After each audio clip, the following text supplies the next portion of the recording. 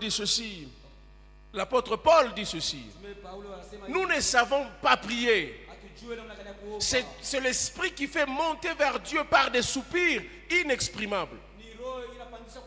C'est-à-dire, il y a des choses qui sont dans notre cœur que nous ne savons pas exprimer avec le vocabulaire humain et que l'esprit se sent obligé de le faire monter vers Dieu. Alors la question que je nous pose, lorsque tu n'as pas de mots à dire à Dieu, quels sont les mots que l'esprit va prendre dans ton cœur et faire monter à Dieu?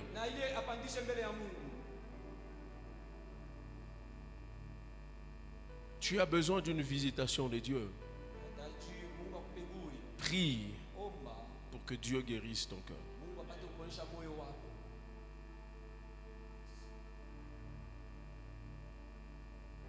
Ton cœur doit être prêt à recevoir tout ce dont Dieu a prévu pour toi. Le plus important pour toi, ce n'est pas seulement de faire des projets. Non, frère, attendez, lorsque Dieu va nous visiter. Non, nous allons faire, nous allons donner, nous allons faire, nous allons servir Dieu. Dieu voit ce que vous dites dans votre cœur. Je prie seulement que nous ayons l'église, une église de personnes qui prient. Et leur prière, c'est même ça l'état de leur cœur.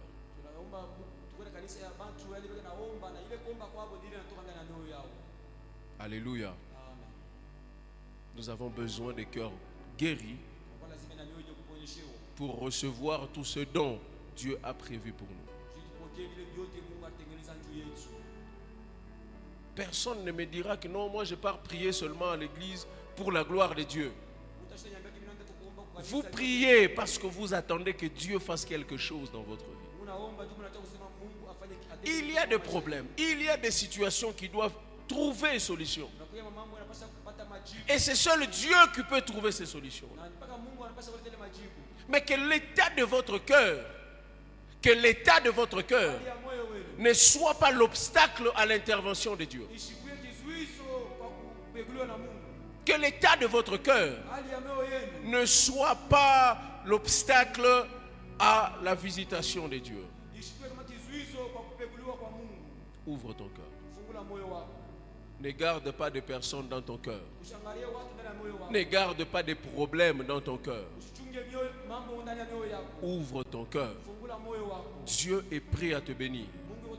Dieu est disposé à te faire du bien. Dieu est disposé à te donner ce que tu attends de lui. Mais si ton cœur n'est pas encore prêt, tu ne recevras rien. Ou même tu ne recevras pas ce que Dieu a pleinement préparé pour toi. J'aimerais dire à quelqu'un ce soir avant de prier, c'est que même pour servir Dieu, avec toute la volonté possible, vous devez avoir un cœur guéri par Dieu. Même pour aller évangéliser, pour parler de Christ, lorsque votre cœur est brisé, votre évangile va vous ressembler. Votre manière de parler de Christ va ressembler à ce que vous vivez.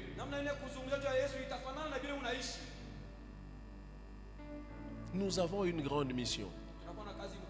Non seulement celle d'aller parler, mais aussi de vivre la vie de Dieu.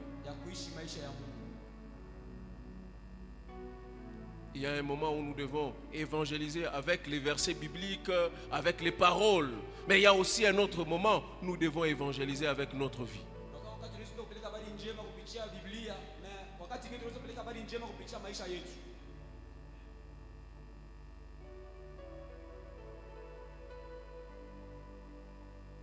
Il y a des personnes que vous allez rencontrer, tout le temps, ils sont toujours dépassés. Tout le temps. Toujours dépassés. Tu lui poses une question, il commence à te répondre une autre question qu'on lui a posée hier, qui n'a rien à voir avec ce que tu lui demandes maintenant. Il est en même temps au passé, il est en même temps au futur, il est en même temps au présent et ça crée des confusions dans sa tête. Le cœur est rempli de beaucoup de problèmes.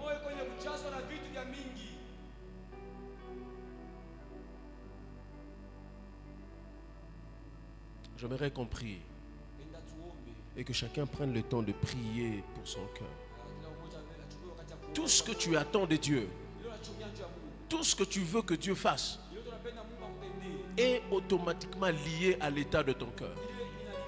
Est-ce que ton cœur est capable de recevoir ce que tu attends de Dieu? Le grand ministère que tu envies, que tu veux avoir, est-ce que ton cœur est à mesure de le porter? Tu proclames des richesses sur ta vie. Est-ce que ton cœur est à mesure de le porter et que tu restes dans la volonté de Dieu? Prie que Dieu te donne un cœur guéri, un cœur brisé par Dieu, capable de porter tout ce que Dieu a prévu pour nous. J'aimerais te rappeler, bien-aimé dans le Seigneur, toute forme de la bénédiction qui arrive dans notre vie, c'est pour nous rapprocher davantage de Dieu.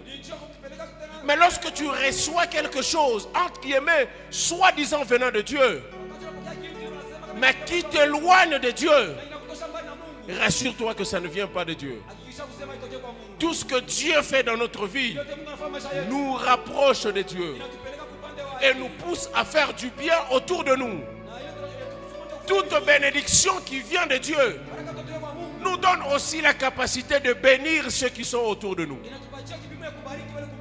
Lorsque Dieu te bénira, il te bénira suffisamment pour toi et aussi pour ceux qui t'entourent. Alors ouvre ton cœur pour que la bénédiction de Dieu ne soit pas seulement limitée à toi. Ouvre ton cœur pour que l'évangile que Dieu t'a apporté par amour ne soit pas seulement limité par toi et que tu sois à mesure d'en parler aux autres, que tu sois à mesure d'évangéliser les autres, parce que Dieu t'a envoyé sa parole et il veut en retour que tu puisses parler de lui. Garde ton cœur plus que toute autre chose, car c'est de lui que viennent les sources de la bénédiction. Surveille ton cœur, car il est la source de la vie. Surveille ton cœur, car il est la source de la bénédiction que tu attends. Surveille ton cœur, car Dieu dépend aussi de l'état de ton cœur pour te donner pleinement ce qu'il veut te donner. La Bible dit, Dieu a dit, je connais le projet que j'ai formé pour vous. Je connais les projets que j'ai pour vous. C'est un projet de bonheur, un projet de paix et non un projet de malheur. Mais cela aussi dépend de notre cœur. Cela dépend de l'état de notre cœur. Ce soir, j'aimerais qu'on prie pour nos cœurs.